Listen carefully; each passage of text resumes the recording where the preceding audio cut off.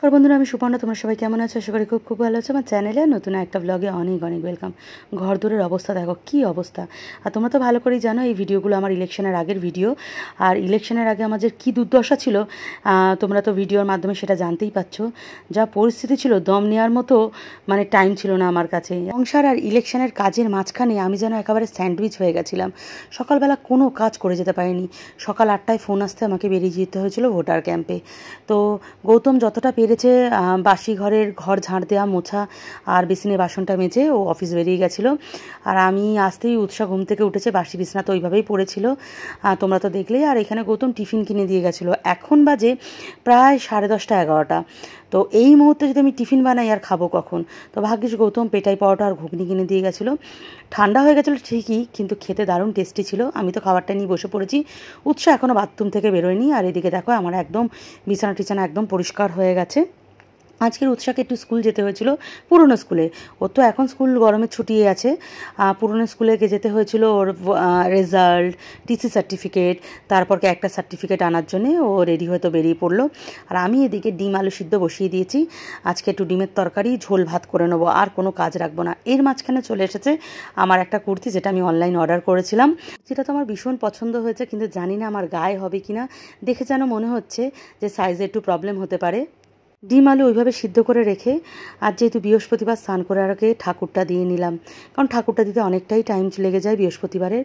আর আবার আমার ফোন এসেছে, আমাকে আরেকবার ক্যাম্পে যেতে হবে।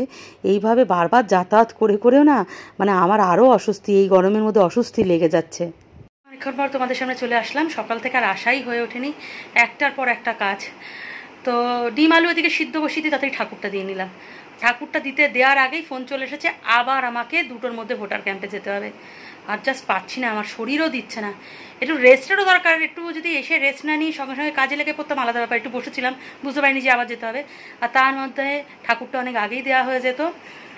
পাশের যে ফ্ল্যাটটা আছে তার সাথে তো বিশাল ঝামেলা হলো। আমার আর পাশের বাড়ি যে দাদাটা থাকে তাদের একেই ইললিগাল ফ্ল্যাট করেছে, মাত্র 2 ফুটের কম ছাড় দিয়েছে। আর এখন তো জানো জোরজার মুলুক তার, সব মানে দল কেন্দ্রিক, দল দেখিয়ে পার্টি দেখিয়ে কাজগুলো করে। সে জায়গায় কিছু বলা যায় না, প্রেশার থাকে। অনেকবার কমপ্লেন করেছিলাম বাড়িটা হওয়ার আগে, তাতেও কোনো লাভ হয়নি। তারপরে এখন ওই শেড বাড়াচ্ছে। আবার শেড বাড়ালে পুরো আমার ঘরে জল আসবে।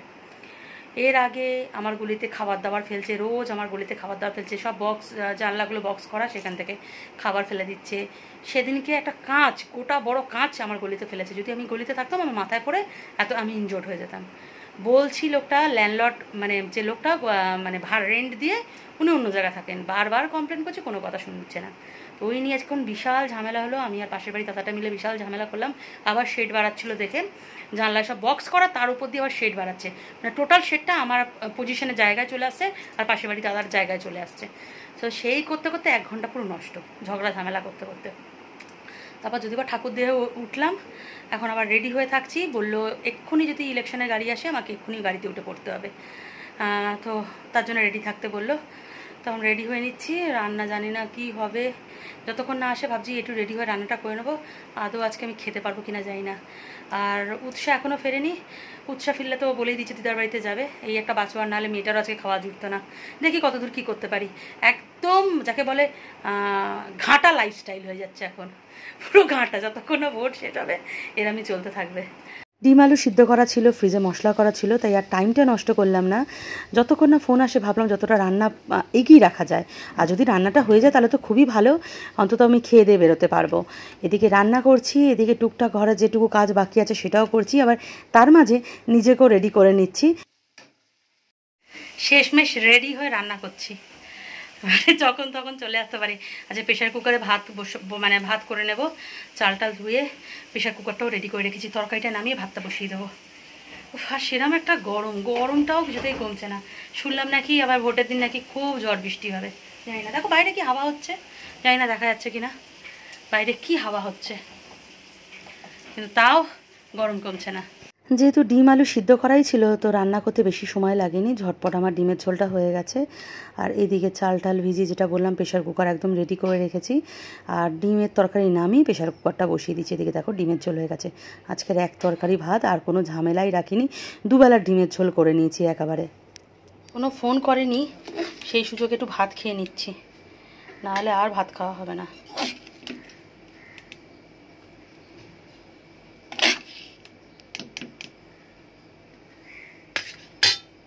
স্কুল থেকে চলে এসেছে আর আমার ফোন চলে এসেছে, ব্যাগপত্র নিয়ে বেরিয়ে পড়ছি।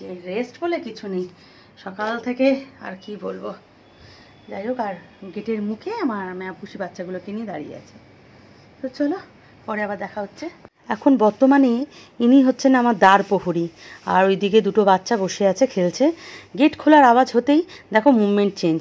ওকে খেতে দাও, যখনই গেট খুলবো তখনই ও চলে আসবে, ওকে তখনই খেতে দিতে হবে, ওকে দিতে হবে, ওদের বাচ্চাদের দিতে হবে।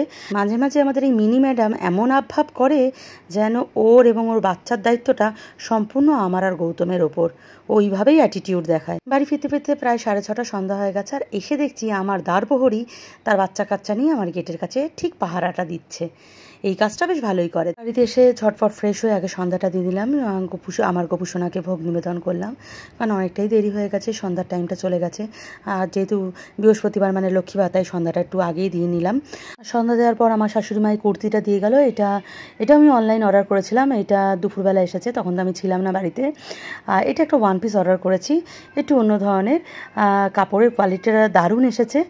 আর এখন আর খুলে দেখালাম না, যেদিনকে পরবো সেদিনকে নিশ্চয়ই তোমরা বুঝতে পারবে। কিন্তু জিনিসটা খুবই সুন্দর, আর কাপড়ের কোয়ালিটিও ভালো লেগেছে, একটু নতুন ধরনের ডিজাইন।